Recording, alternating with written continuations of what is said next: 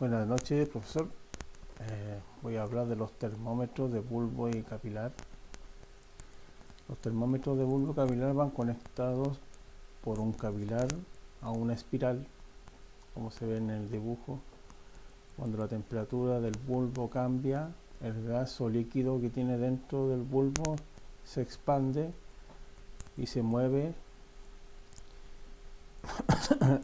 la espiral, desenrollándolo, moviendo la aguja sobre la escala de temperatura. Ese en pocas palabras es el funcionamiento del termómetro bulbo capilar. Hay 4 tipos: por líquido, por vapor, por gas y mercurio. El campo de medida o rango de estos tipos de termómetros varía entre de menos 75 a más 300 grados. Tienen un alcance o span entre 225 grados. El error de estos tipos de termómetros es del 2 al 5% y una histéresis de más o menos 0,6%.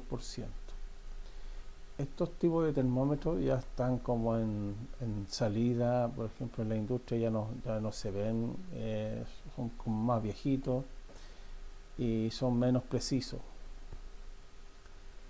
La parte sobre todo refrigeración industrial. Ahora vamos a ver los termómetros resistivos.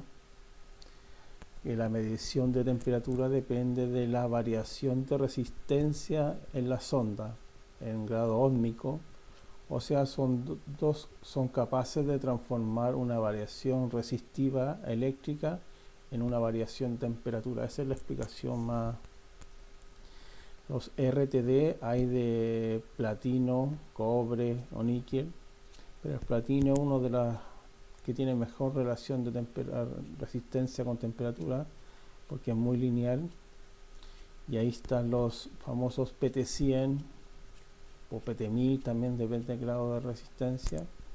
Tienen un encapsulado de cerámico donde lleva un arrollamiento de hilo resistivo dentro de un tubo envoltorio que puede ser de acero inoxidable. Generalmente son bien robustos y se usan mucho en la industria de refrigeración. Son muy usados para termocuplan, compresores, cámaras frigoríficas, túneles. El campo de medida de estos tipos de sensores, los PT100, es de menos 200 a 850 grados. Su span o alcance es de 650 grados.